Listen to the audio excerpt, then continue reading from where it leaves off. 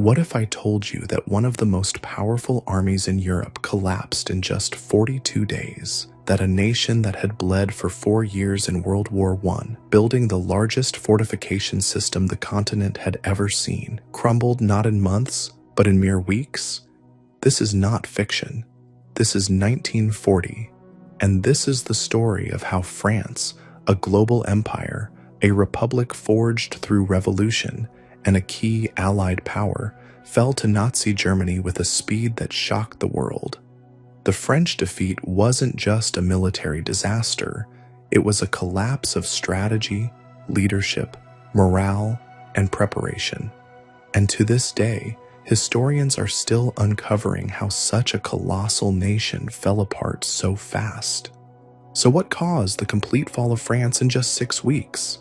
And could it have been prevented?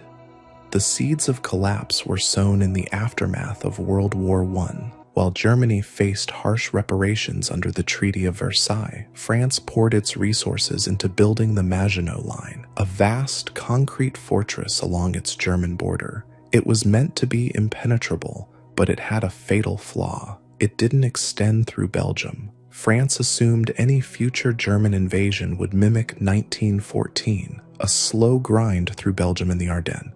Their entire strategy was built around this repetition, but Hitler didn't follow the same script.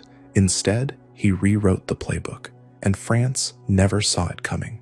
In May 1940, the Germans launched Fall Gelb, their lightning invasion of France and the Low Countries. It began with a feint, a fake attack through Belgium to lure the French and British north. It worked. The best Allied divisions, including the British Expeditionary Force, raced to intercept the German advance in Belgium. Meanwhile, the real blow came through the Ardennes forest. French generals had dismissed this region as impassable for tanks. But Germany's panzer divisions, under General Heinz Guderian, plowed through in a matter of days. It was one of the boldest and most successful maneuvers in modern military history. Once through the Ardennes, the Germans reached the River Meuse and broke the French line at Sedan. Then came the real disaster. Instead of stopping and securing territory, the German tanks kept going. They drove west toward the English Channel, cutting off the entire northern Allied army. Within days, the Germans had surrounded hundreds of thousands of Allied troops. France's command structure collapsed. Radio communication broke down. General Gemelin, France's top commander, had no reserve plan. There was chaos at every level of command. What happened next was even more shocking. The French army, though large, was immobile and heavily dependent on outdated tactics. Their tanks were technically strong, but they were scattered in small units, never concentrated like the German Panzer Corps. Their air force was disorganized and overwhelmed by the Luftwaffe. Morale plummeted. Some French units resisted heroically, others surrendered without a shot. Entire cities fell with little resistance. The speed of the German advance created psychological shock, a sense that resistance was futile. In Paris, panic took hold.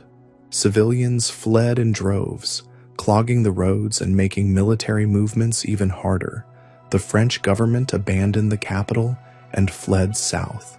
By June 14th, Paris, a symbol of Western civilization, had fallen without a battle. The French president Paul Reynaud resigned. Marshal Pétain, a hero of World War I, took power and immediately sought an armistice.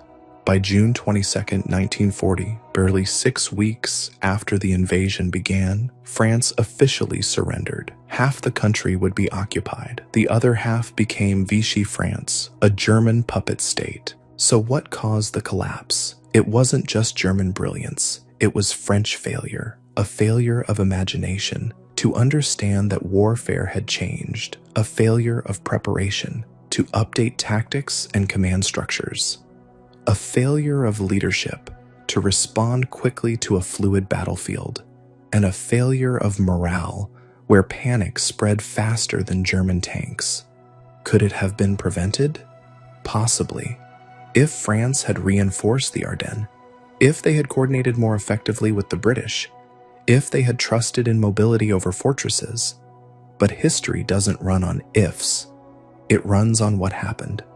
And what happened in 1940 was the most humiliating defeat in French military history.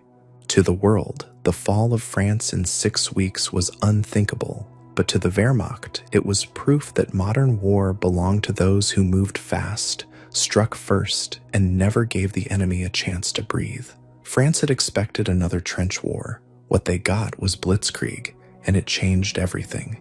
The downfall of France in 1940 didn't start with tanks. It started with treaties, trauma, and a fatal sense of security built over 2 decades. After the horrors of World War I, France emerged victorious but deeply scarred. Nearly 1.4 million French soldiers had died in that war. The nation was physically shattered and psychologically drained. So when the Treaty of Versailles imposed crushing terms on Germany, France felt vindicated, but also deeply cautious. Their leaders swore never to let a German invasion happen again, and they believed they could engineer peace through defense, not offense. Instead of preparing to strike, they prepared to survive. This mindset shaped nearly every military and political decision between 1919 and 1939. France invested billions into the Maginot Line, a colossal wall of concrete fortresses, machine gun nests, anti-tank obstacles, and underground barracks that stretched across the German border. It was the most sophisticated defensive system of its time, but it was also a psychological crutch. French generals and politicians alike saw it as proof that they had learned from the past, but they hadn't. The Maginot Line didn't extend along the Belgian border because France still wanted Belgium as an ally, and building a wall there would insult them. So, the French gamble was simple. If war broke out again, Germany would follow the same path they took in 1914, through Belgium, and France would meet them head-on in the open fields of Flanders. It was a strategic assumption that locked France into an outdated script, one that hadn't accounted for what the Nazis were becoming. While France was investing in stationary defense, Germany was doing the opposite. By the 1930s, Hitler had risen to power and was systematically rebuilding Germany's military in violation of the Versailles Treaty. More importantly, Germany was rethinking how war would be fought. Instead of repeating the static trench warfare of World War I, German strategists like Heinz Guderian and Erich von Manstein were refining a new doctrine: fast, concentrated armored attacks, the blitzkrieg, or lightning war. It emphasized speed, shock, and combined arms, tanks, infantry, and aircraft striking together, paralyzing the enemy before they could respond. But France wasn't watching closely enough. French military doctrine remained rooted in what they called the methodical battle: slow, deliberate, centrally controlled movements based on fortified lines. Commanders were expected to follow strict orders rather than adapt in the field. Tactical initiative was discouraged. French tanks, though powerful on paper, were dispersed in small units to support infantry, not grouped into massive armored spearheads. Their air force was outdated, underfunded, and poorly coordinated with ground troops.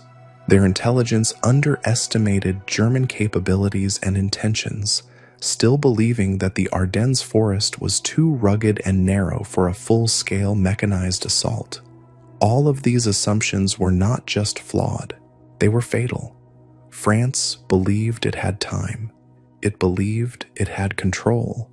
But in war, assumptions can be as deadly as bullets.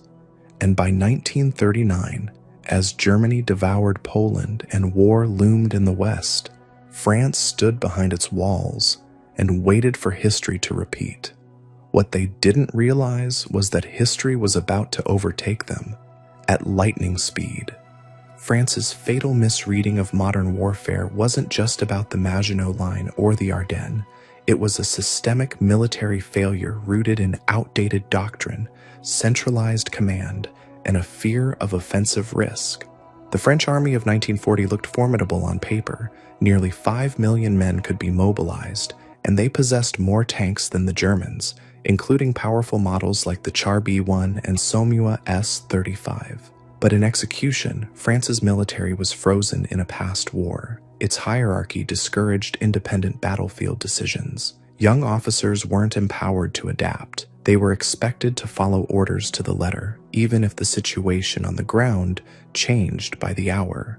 Meanwhile, the top brass, including Commander-in-Chief Maurice Gamelin, was disconnected both physically and mentally from the speed of combat.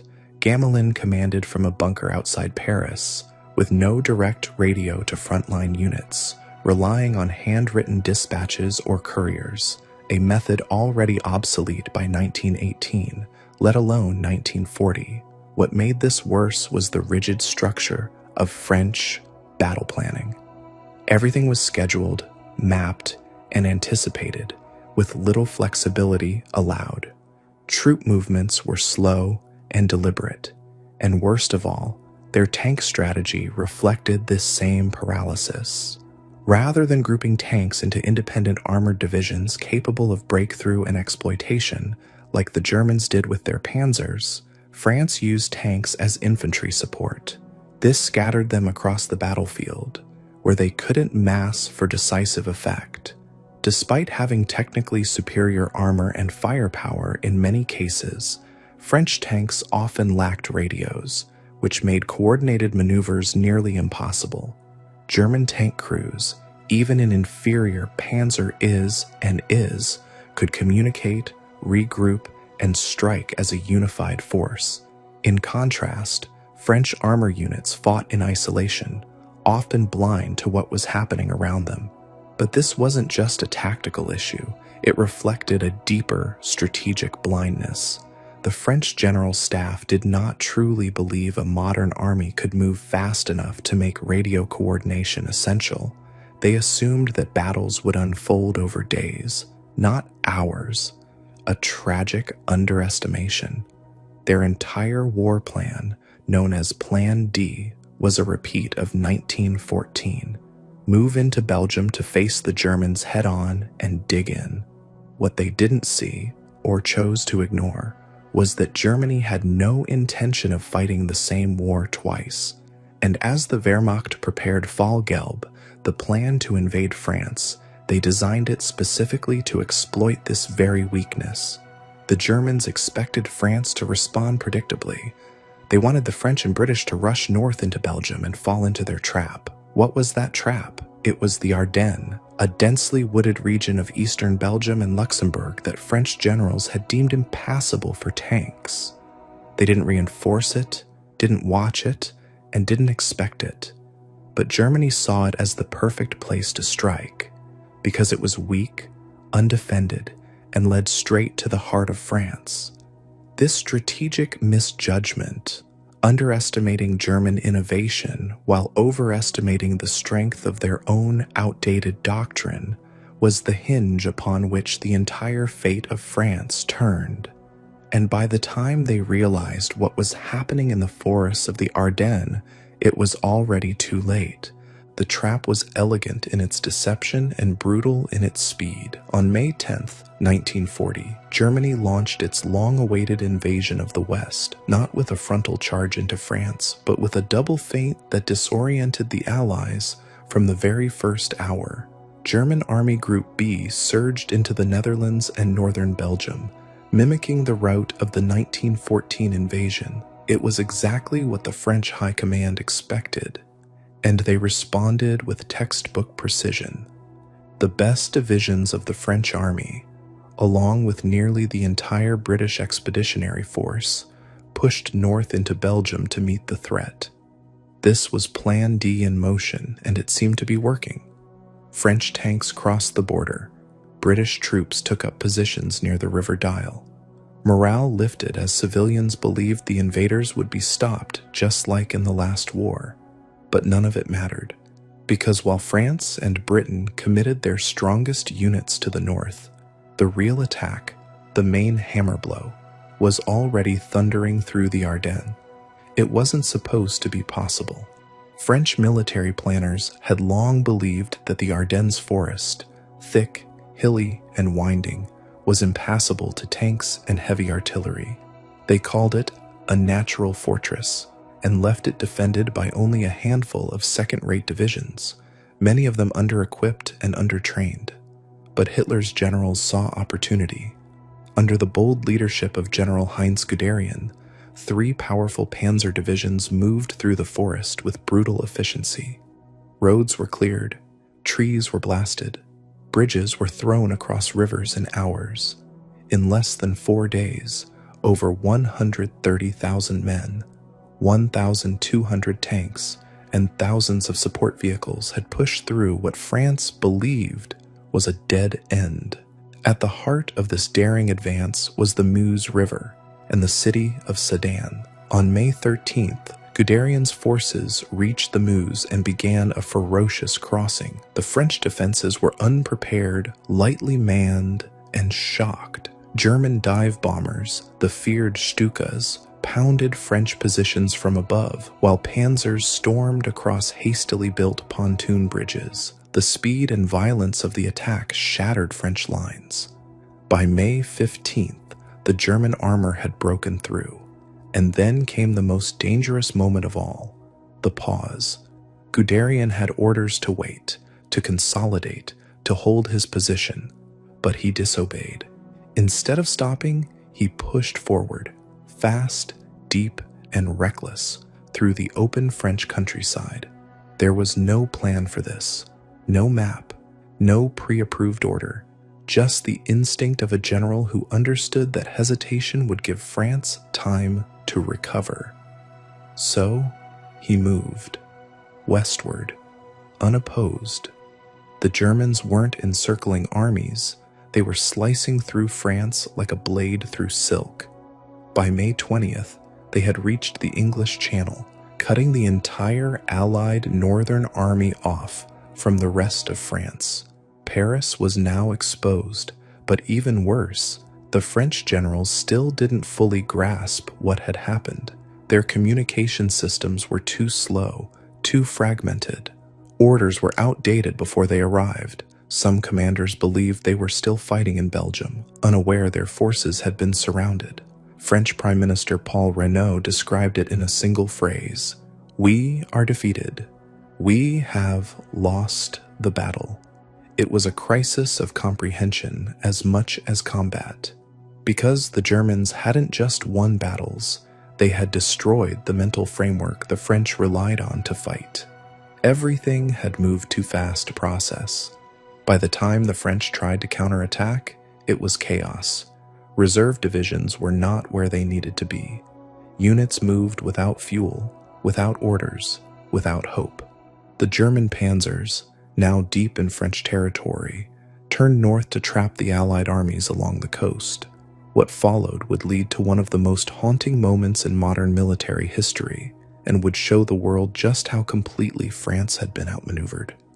By the third week of May 1940, what had begun as a traditional European war had transformed into a military and psychological catastrophe of historic proportions. The German army's audacious push to the Channel didn't just surprise France, it fractured the very concept of Allied defense.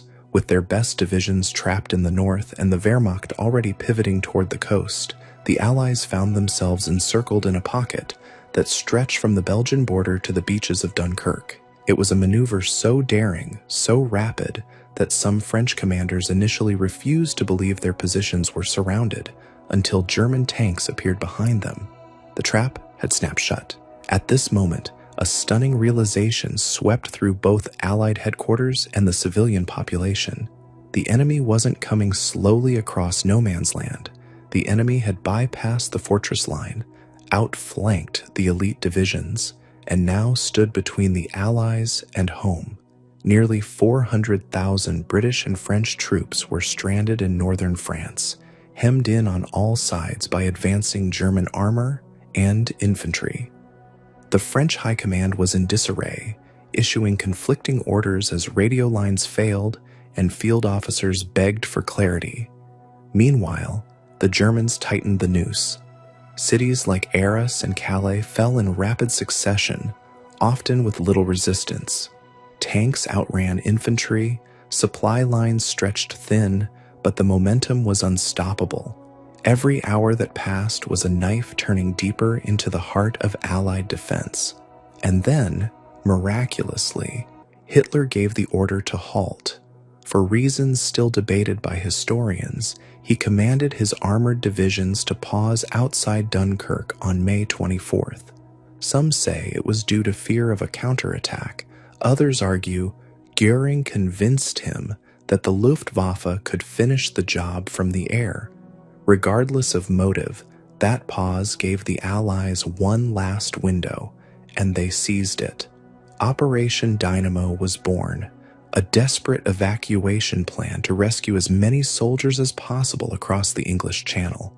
Between May 26th and June 4th, hundreds of civilian boats, warships, and fishing vessels crossed back and forth under fire, plucking men from the beaches in a race against annihilation. The beaches of Dunkirk became a symbol of both defeat and defiance, a haunting vision of disciplined retreat under enemy bombardment. Over 338,000 Allied troops were evacuated. But make no mistake, it was a rescue, not a victory. The loss of nearly all heavy equipment, tanks, vehicles, and artillery left the British and French reeling.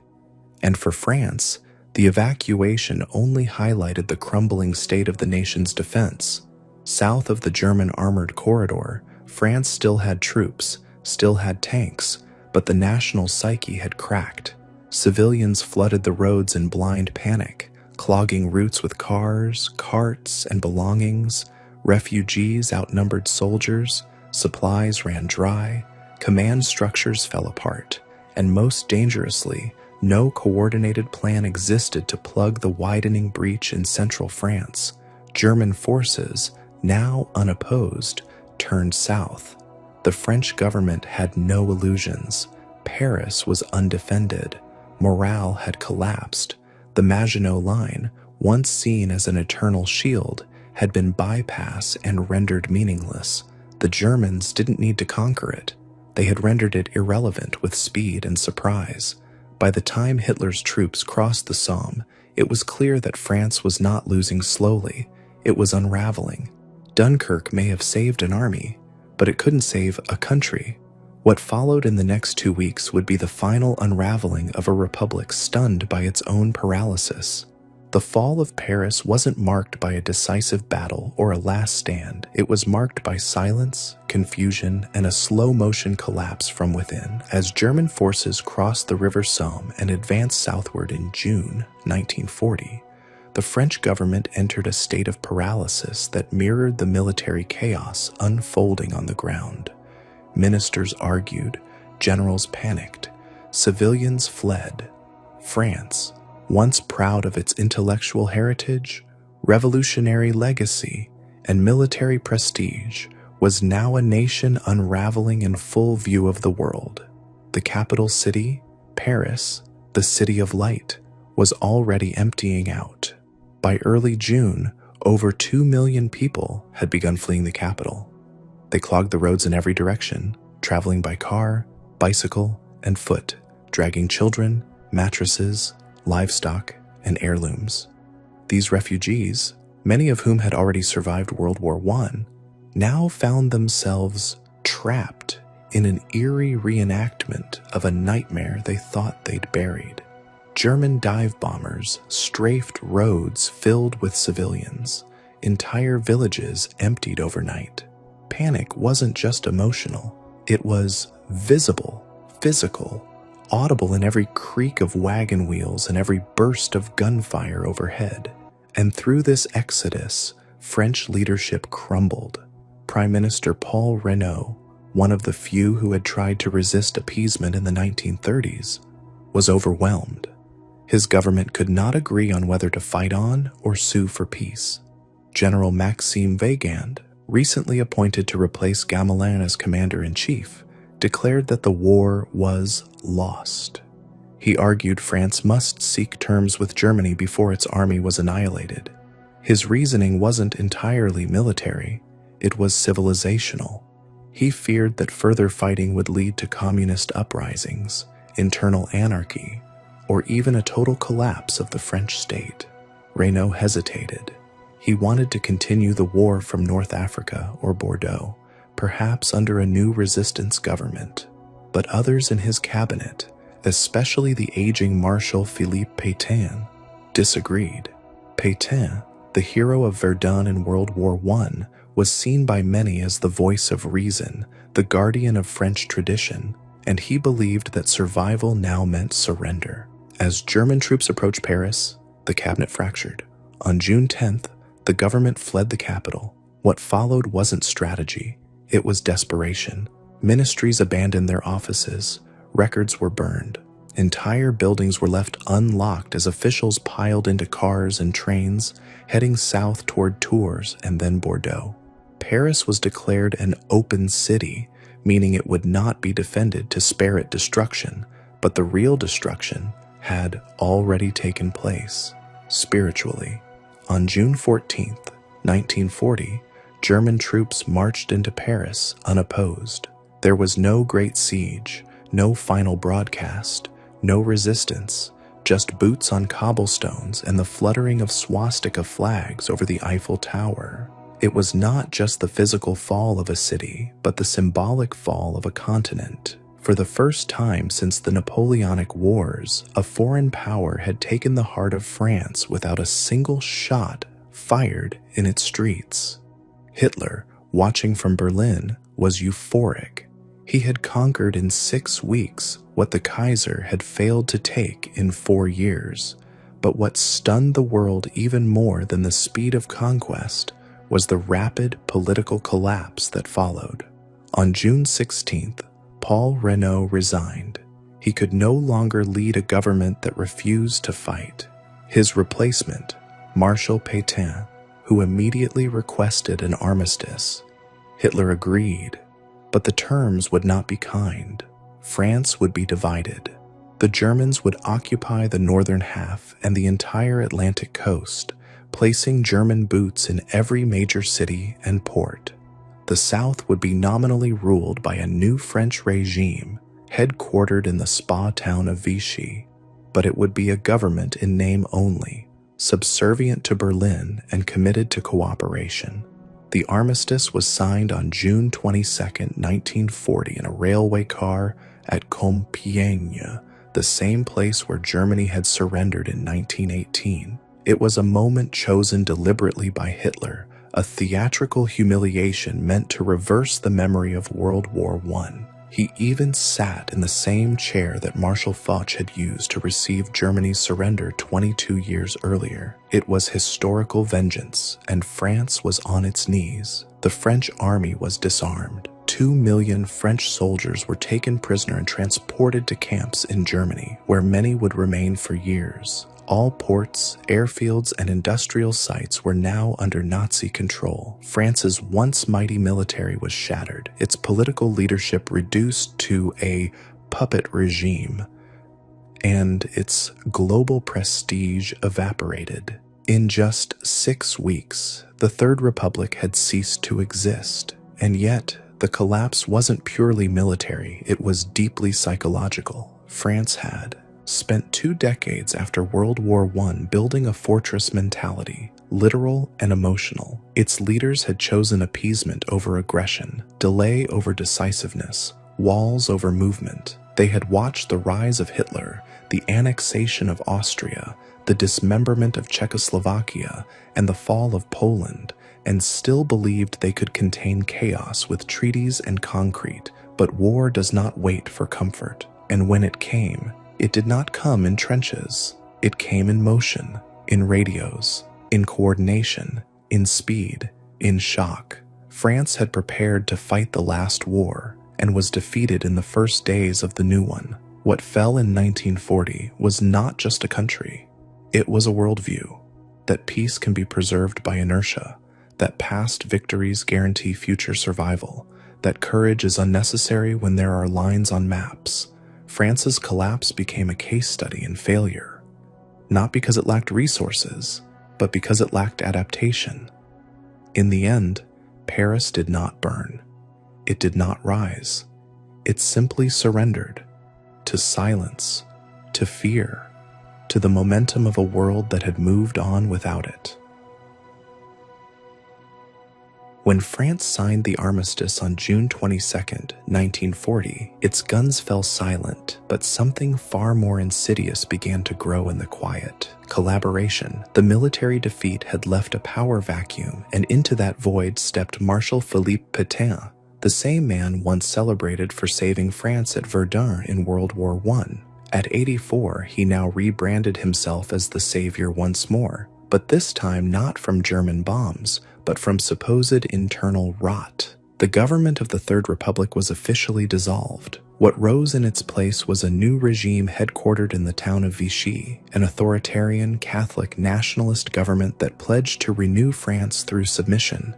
But it didn't just surrender to Germany, it surrendered its soul. What followed was not merely occupation, but moral implosion. Under the banner of work, family, fatherland, the Vichy regime began rewriting the French identity. Jews were stripped of citizenship, communists were hunted, foreigners were blamed for military defeat, homosexuals were imprisoned, thousands of teachers, civil servants, and military officers were purged if deemed un-French. The regime claimed it was protecting the country from further Nazi wrath. In truth, it was volunteering for complicity. French police worked hand in hand with the Gestapo, often going further than German demands. Jews were rounded up not just by SS soldiers, but by French officers. In July 1942, in the infamous Vel de Hiv roundup, over 13,000 Jews, including more than 4,000 children, were arrested in Paris by French police and herded into a bicycle stadium without food or water. From there, they were sent to Auschwitz. Very few returned. Vichy officials didn't object. They facilitated it. Marshal Pétain himself signed laws excluding Jews from public service, education, and the arts. Newspapers, censored by Vichy, praised the cleansing of France. Even as German atrocities mounted in Eastern Europe, the French regime continued to boast of its loyalty to the Reich. Why? Because it believed collaboration was survival, and because many of its leaders agreed ideologically. This was not just submission, it was conviction. But while Vichy tried to cloak itself in nationalism and virtue, resistance began to bubble beneath the surface. Charles de Gaulle, a little-known general at the time, had refused to accept France's collapse. On June 18, 1940, from London, he gave a radio address that would echo through history. "France has lost a battle," he said, "but France has not lost the war." De Gaulle called for all French soldiers, citizens, and colonies to reject Vichy and continue the fight. At first, few listened. But over time, his message became a rallying cry for exiles, rebels, and ordinary citizens who refused to believe that surrender was France's destiny. Across the country, resistance networks formed, composed of teachers, farmers, students, even priests, who engaged in sabotage, intelligence gathering, and assassination. But they paid dearly. For every attack, the Nazis retaliated. Entire villages were burned. Hostages were executed. Children were shot. Yet, the resistance grew. Vichy, desperate to maintain order, became even more brutal, deporting more Jews, imprisoning more dissidents, crushing all forms of dissent under the guise of stability. The regime that claimed to save France from chaos had become the very engine of its moral decay. And while Hitler saw Vichy as a convenient puppet, he also mocked its weakness. The regime was powerless, irrelevant on the battlefield, and despised by half the population. Yet it remained in place because it allowed the Nazis to occupy France cheaply with the illusion of consent.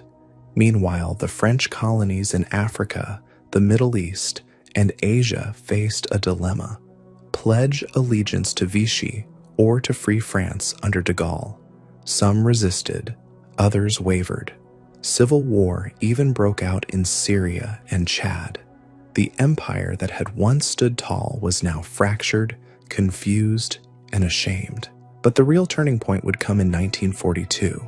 That year, after Allied landings in North Africa, Germany invaded the so-called Free Zone in southern France, ending the fiction that Vichy had any real autonomy. German troops now controlled all of France. The regime's last shred of sovereignty was gone, yet Pétain and his ministers stayed. They continued to sign orders, deliver speeches, and collaborate until the bitter end. Their final betrayal was not one of action, but of inaction. As France was bled, imprisoned, and silenced, they remained seated, justifying every concession as patriotic duty. When the Allies finally liberated Paris in August 1944, the Vichy government fled. Pétain was arrested and put on trial. He claimed he had acted to protect the French people. The court found him guilty of treason. He was sentenced to death, but de Gaulle, believing it would dishonor Verdun, commuted it to life imprisonment. He died in exile, a symbol of a nation's fall. Vichy had tried to rewrite France's future, but it had only proven one thing, that defeat is not just measured in territory, but in character. The moral collapse of Vichy was as profound as the military collapse of 1940. Together, they revealed a hard truth, that in times of crisis, the real test of a nation is not whether it can endure occupation, but whether it can resist the temptation to participate in its own destruction. The fall of France did more than redraw the map of Europe. It rewired Adolf Hitler's entire understanding of warfare, power, and destiny. Until May 1940, Hitler had gambled, but always with caution. He had seized Austria, annexed Czechoslovakia, and invaded Poland, but each move was calculated, tested, and wrapped in diplomacy or delay. France changed that. France was supposed to be strong. France had more tanks, more manpower, and a longer history of military resilience, but it collapsed in 6 weeks. And when Hitler stood before the cameras at Compiègne, accepting France's surrender in the same railcar where Germany had capitulated in 1918, something inside him shifted. The man who had once feared British retaliation, Soviet might, or even domestic backlash now believed in inevitability. He believed he was chosen. France didn't just fall, it handed Hitler his proof of superiority. And from that moment on, he stopped listening to his generals, to history, even to logic. Because if France, the great bastion of European power, could crumble in a month, who could possibly stop him next? It was this euphoria that led Hitler to his greatest miscalculation, the invasion of the Soviet Union. His generals warned against it. His advisors pleaded for a delay. Even basic logistics, fuel, winter gear, road conditions, screamed wait. But Hitler was now convinced he didn't need to wait. France had proved him right. France had fallen like a house of cards. Why would Russia be any different? He called it Operation Barbarossa, and it would become the largest military invasion in human history. Over 3 million German soldiers crossed into Soviet territory on June 22, 1941, exactly 1 year after the French armistice. It was meant to be a fast, decisive knockout, a repeat of France, but it wasn't, not even close. The Soviet Union absorbed the blow, fell back, and bled, and then it struck back harder. By the time Hitler realized this was not France, it was too late. His troops were frozen outside Moscow with no winter clothing. His tanks were stuck in mud and snow, and his supply lines, stretching over 1,000 miles, were collapsing. Hitler had learned the wrong lesson from France. He believed speed alone won wars. He believed Morale was stronger than logistics. He believed his enemy would break simply because he willed it. But the Soviet Union wasn't France. It wasn't built on fragile alliances and political fragmentation. It was built on brutality, sacrifice, and the willingness to burn cities to the ground if it meant defeating the invader. And so, what began as a triumphant echo of blitzkrieg turned into a slow-motion death spiral for Nazi Germany. The Eastern Front consumed men, machines, and hope. Hitler began moving divisions from other theaters just to hold the line, and with every month, the myth of invincibility that had been born in France unraveled on the icy roads of Russia. But France didn't just mislead Hitler, it misled the world. Many believed that if France could fall so quickly, resistance anywhere was futile. In Britain, some in Churchill's own cabinet urged peace talks, fearing they'd be next. In the United States, isolationists pointed to France's surrender as proof that Europe was beyond saving. Hitler fed this narrative, portraying himself not as a tyrant, but a reformer, bringing order to a decadent continent. And for a time, it worked. Occupied France became a showroom for Nazi propaganda. Cities were cleaned, food was rationed efficiently, and German soldiers patrolled with a sense of smug order. But beneath the surface was fear, resistance, and rot. The victory that had empowered Hitler was built on illusions that would cost millions their lives. Because once you believe you're untouchable, you stop asking what comes next. You stop planning for failure. And Hitler, blinded by the speed of France's fall, never planned for failure again. He saw enemies as dominoes, not walls.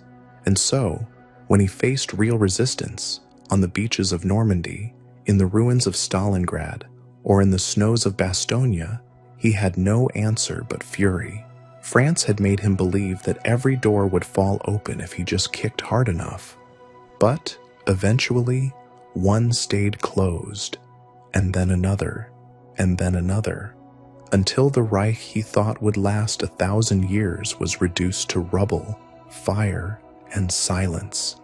In the end, the fall of France didn't just mark the defeat of a nation, it marked the birth of a delusion that would take the world to the brink of annihilation, and all because one country, one government, one army, paralyzed by fear and unprepared for change, collapsed faster than anyone thought possible. What collapsed in 1940 was not just the French Republic. It was the foundation of Hitler's overconfidence, the blueprint of his coming downfall, and the quiet whisper in history that says, sometimes, the easiest victories are the most dangerous lies. The collapse of France in 1940 wasn't just a historical event. It became a warning etched into the subconscious of every nation that feared the speed, confusion, and finality of sudden defeat. It wasn't merely the fall of a European republic. It was a psychological scar, a global case study in how nations can lose everything, not simply because they are outgunned, but because they are outpaced, outthought, and unprepared for the reality of modern war. In the years that followed World War II, military academies across the world dissected France's collapse like a patient on an autopsy table. They asked, how could a country with Europe's largest army, more tanks than Germany, and access to colonial resources stretching across Africa and Asia be brought to its knees in less than 45 days? The answers weren't just tactical, they were existential. France had planned for war, but the wrong one. They prepared for another trench conflict like 1914 to 1918. They built static defenses like the Maginot Line, assuming that geography and fortresses could halt ideology and innovation. But the next war wasn't a repeat, it was a revolution. Germany didn't follow the old rules. They combined speed, communication, armor, and air power into a strategy the French neither understood nor anticipated. The blitzkrieg wasn't just a military tactic, it was a psychological weapon. It spread panic before it spread fire.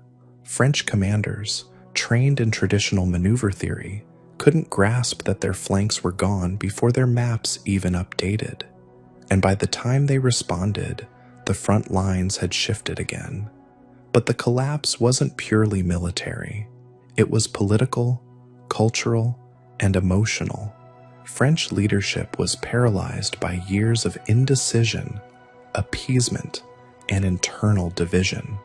The trauma of World War I had left the country with a deep fear of confrontation.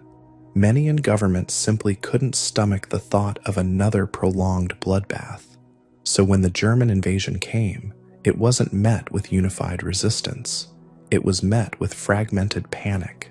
Ministers argued, generals second-guessed, and the population fled.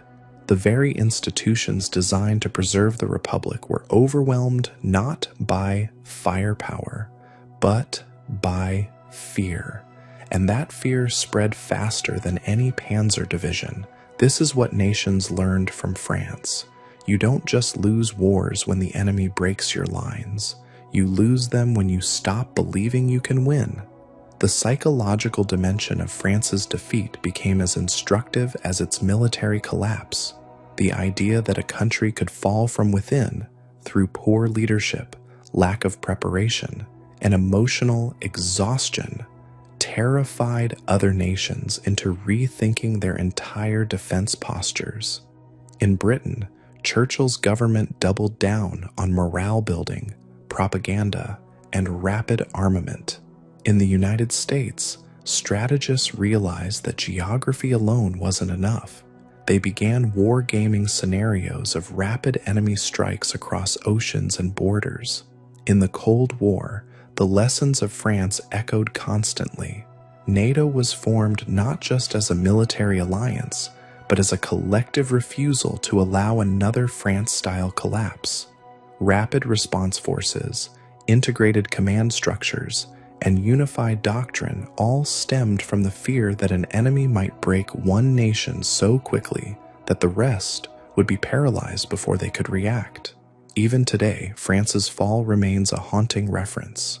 When Ukraine was invaded in 2022, commentators around the world asked, would it fall like France? Would the capital collapse in days? Would leadership flee, surrender, fracture?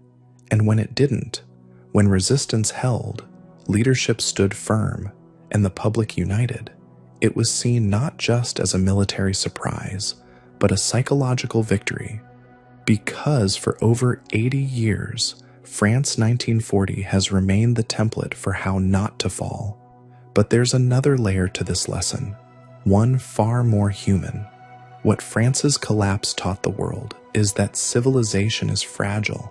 It can look stable. It can feel inevitable. It can be built on centuries of art, law, and democracy. But under pressure, real pressure, all of it can dissolve in less than 2 months. The trains stop running. The radio goes silent. The streets empty. And everything that felt permanent becomes ghostly. France's museums were packed up, its cathedrals abandoned, its libraries locked. The republic that traced its lineage to 1789, the very birthplace of modern democracy, was replaced by a fascist-friendly regime almost overnight. And that's the most disturbing part. It didn't take foreign soldiers marching down every street. It only took fear, paralysis, and the belief that surrender was safer than survival. This lesson reaches beyond military strategy. It cuts into the heart of how civilizations sustain themselves. A nation cannot rely on history alone. It cannot assume that prestige, culture, or former glory are shields. France had all of these in 1940, and they meant nothing against tanks, radios, and ruthless resolve. The fall of France became a lesson in humility for every empire that came after, from the British in India to the Americans in Vietnam, from the Soviets in Afghanistan to NATO in Iraq. Leaders were reminded that speed, certainty, and confidence can disappear faster than they arrived. You can lose a nation not just to bombs, but to disbelief. And even after France was liberated in 1944, The shadow of its collapse lingered. It shaped how de Gaulle governed. It haunted French foreign policy for decades. It fueled the brutal repression of anti-colonial uprisings in Algeria and Indochina because France could not bear to be seen as weak again. And in a strange twist of history, the same republic that once surrendered in 6 weeks became obsessed with never surrendering again, sometimes to its own detriment. But the lesson stands. The fall of France didn't just change the Second World War. It changed how nations understood power, fear, and time. Because history doesn't always give you a second act. Sometimes it gives you 6 weeks. And if you're not ready, if your mind is stuck in the last war, if your leaders are slow, if your people are divided, that's all it takes. 6 weeks, one miscalculation, and the curtain falls. When the war ended and the ashes of Nazi occupation settled, France faced a terrifying question. How do you rebuild a nation that collapsed in 6 weeks, collaborated for 4 years, and then wants to pretend none of it ever happened? The answer was silence. But not passive silence, manufactured silence. The kind you construct with speeches, parades, and carefully edited textbooks. France emerged from World War II physically devastated, politically fractured, and morally humiliated. Its cities were damaged, its military shattered, and its once proud government replaced by exiles and provisional leaders. But what stung most wasn't what the Germans had done. It was what the French had allowed to happen.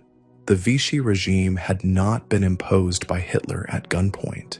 It had been voted into existence by French deputies, many of whom returned to politics after the war. And the collaboration hadn't been just a handful of traitors. It was woven into the police, the press, the civil service, and even parts of the clergy. So what do you do when a nation has betrayed itself? You rewrite the story. Charles de Gaulle, the towering figure of free France, understood the psychological peril of dwelling on defeat. He declared that the true France had never surrendered. In his version, the Republic had simply gone underground, and all acts of collaboration were framed as exceptions, not the rule. It was a convenient fiction, one the country desperately needed to believe. And so, post-war France became a theater of denial. Trials were held, but they were limited and selective. Only a few high-profile collaborators, like Marshal Pétain and Pierre Laval, faced justice. Thousands more quietly reintegrated into society. Bureaucrats who had signed deportation orders became mayors. Police officers who had arrested Jewish children now directed traffic in post-war Paris. Even Vichy's architects lived comfortably into old age. The files that proved their actions, many were sealed, some were destroyed, others were simply ignored.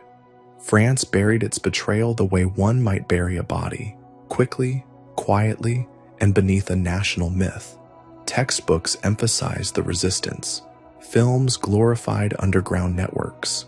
Statues were built to honor the fighters but not the victims. And for decades, the French public was taught that their nation had been occupied, not complicit, that they had endured, not collapsed, that they had resisted, not betrayed. But truth, like a mine beneath a meadow, doesn't stay buried forever. In the 1970s and 80s, historians, journalists, and survivors began to chip away at the facade. Books like Robert Paxton's Vichy France revealed the extent of collaboration. Testimonies from Jewish families exposed the role of French police in the Holocaust.